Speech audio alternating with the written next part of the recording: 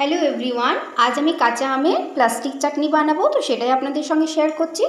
এর জন্য আমি আমের যে এই পার্টগুলো হয় এগুলো আমি কেটে বাদ দিয়ে দিচ্ছি। সব আমগুলোরই,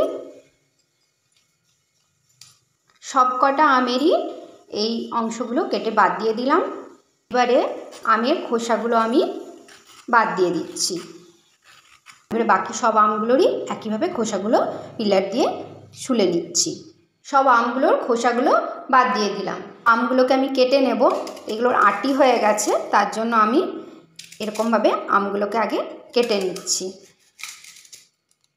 আটিতে যে আমের শ্বাসগুলো লেগে আছে সেগুলো আমি ভালো মতো যতটা করে পাচ্ছি কেটে নিচ্ছি আটি থেকে। এবারে এই আমটার যে বড় অংশগুলো কেটেছি সেগুলো আমি একটু পাতলা পাতলা করে কেটে নিচ্ছি।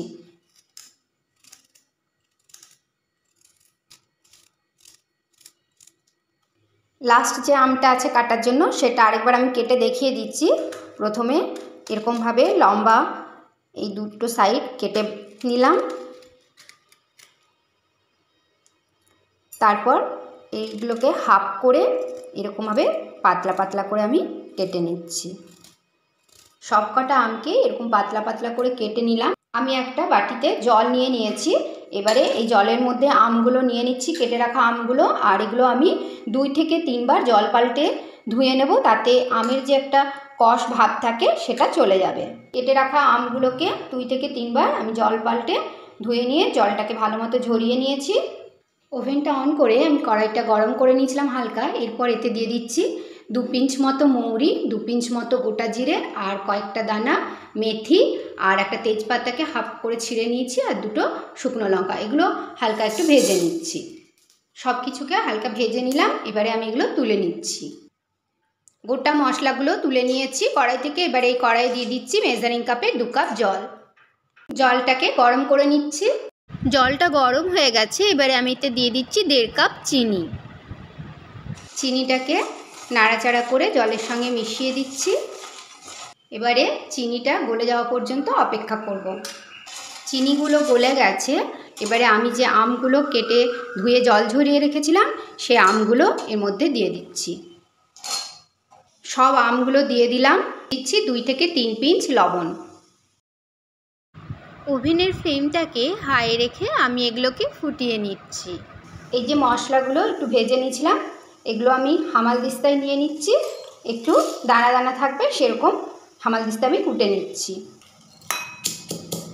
যেহেতু তেজপাতাটাকে ভেজে নিয়েছি তাই তেজপাতাটাও এই হামাল দিস্তাতে থেতো হয়ে যাবে। মশলাগুলো আমি এই প্লেটের মধ্যে নিয়ে নিলাম। দানা দানা আছে ঠিক এরকমভাবে থেতো করে নিলাম। চিনির জলের মধ্যে আমগুলো দিয়েছিলাম, এবারে ফুটতে শুরু করেছে। তো আমি ওভেনের ফ্লেমটাকে মিডিয়ামে করে একটা ঢাকা দিয়ে দিচ্ছি 3 থেকে 4 মিনিটের জন্য। 3 মিনিট পর আমি ঢাকাটা খুলে দিচ্ছি। ওভেনের ফ্লেমটা একেবারে হাই করে দিলাম। নিয়ে নিয়েছি বেশ কয়েকটা কাজু বাদাম আর কিশমিশ, এগুলো এর মধ্যে দিয়ে দিচ্ছি। খুব হালকা হাতে নাড়াচাড়া করে কাজু কিশমিশগুলোকে মিশিয়ে দিচ্ছি। হাই ফ্লেমেই আমি এটাকে ফুটিয়ে ঘন করে নেব। আর যে মশলাটা গুঁড়ো করে রেখেছিলাম সেটাও এর মধ্যে দিয়ে দিচ্ছি। গুঁড়ো মশলাগুলোকেও হালকা হাতে খুন্তিতে করে মিশিয়ে দিচ্ছি চাটনির সঙ্গে। ওভেনের ফ্লেমটা হাই রেখে আমি যখন ফোটাচ্ছি তখন আমি হালকা হাতে মাঝে মধ্যে খুন্তি দিয়ে নাড়াচাড়া করে দিচ্ছি। এরমভাবে দেখুন অনেকটাই ঘন হয়ে এসছে। হাই ফ্লেমে আমি যখন থেকে ফোটাতে শুরু করেছিলাম ঢাকা খোলার পরে, তো 15 থেকে 20 মিনিট হয়ে গেছে। আর আম তো ভালো মতো সেদ্ধ হয়েই গেছে, আর এগুলো পুরো ট্রান্সপ্যারেন্ট হয়ে গেছে, আর এই রসটাও অনেকটাই ঘন হয়ে গেছে। এবারে আমি ওভেনের ফ্লেমটা অফ করে এটা কড়াইটা নামিয়ে নিচ্ছি। কারণ আরও যদি রাখি তাহলে যখন ঠান্ডা হবে তখন এটা আরোই ঘন হয়ে যাবে। তো প্লাস্টিক চাটনি একটু এরকম রসটা থাকবে, তাহলে ভালো লাগবে খেতে। তো আমি ওভেনটা অফ করে কড়াইটা নামিয়ে নিচ্ছি। চাটনিটা প্রায় ঠান্ডা হয়ে এসছে। দেখুন এর টেক্সচারটা অনেকটাই ঘন হয়ে গেছে। যে সামান্য কয়েকটা মশলা ভেজে গুঁড়ো করে দিয়েছিলাম তার মধ্যে যে তেজপাতাটা ছিল তারও একটা কিন্তু দারুণ দারুণ গন্ধ বেরিয়েছে। মানে চাটনিটা স্মেলটা যত সুন্দর আর খেতেও কিন্তু অসাধারণ হয়, আর দেখতে তো অসাধারণ হয়েইছে।